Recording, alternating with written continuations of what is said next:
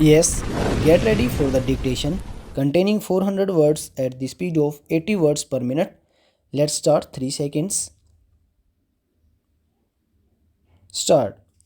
With the cooperation of all and the implementation of the 5-year plan, I am sure, sir, that we should be able to lay the foundations and fulfill the dreams of India.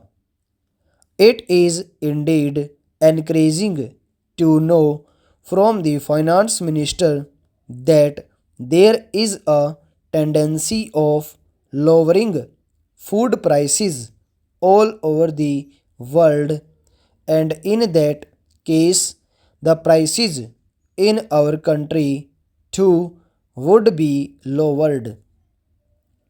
Regarding defense, for obvious security reasons, I do not agree with my friends who say that the expenditure should be curtailed.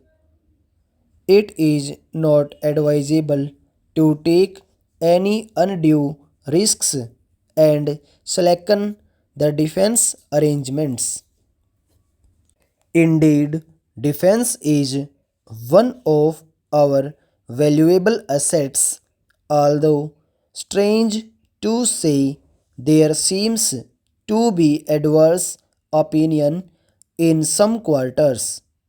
I agree with what General Cariappa once said, that God and army are remembered only when there is trouble.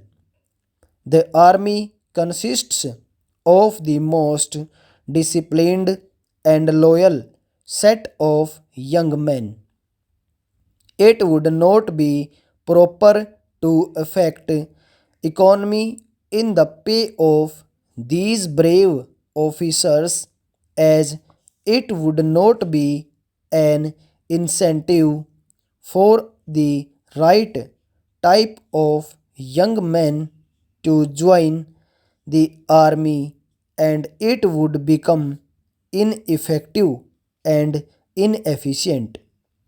I believe already officers who were drawing rupees 1400 as their pay are now getting only rupees 700 and about rupees 100 as allowance. That is, they are getting about half of what they were getting before. It is very hard for those officers on field duty to establish separate establishments for their families and for their children, and I would specially appeal to the finance minister to see that the family allowances may be restored to those officers who are on field duty. Economy in army could be affected in other ways. There is scope for more efficient operation of defense industries, which process seem slow, and by purchase policy of utilizing goods and stores indigenously manufactured. Preference should be given to country made war materials such as could be produced here, and they would be cheaper than foreign made goods. I may also suggest that the armed forces who are not on field service or under any operational commitments could be utilized for giving military training to the youths in schools and colleges which would teach discipline and loyalty. The university authorities should make military training as part of their compulsory education just as they have adopted.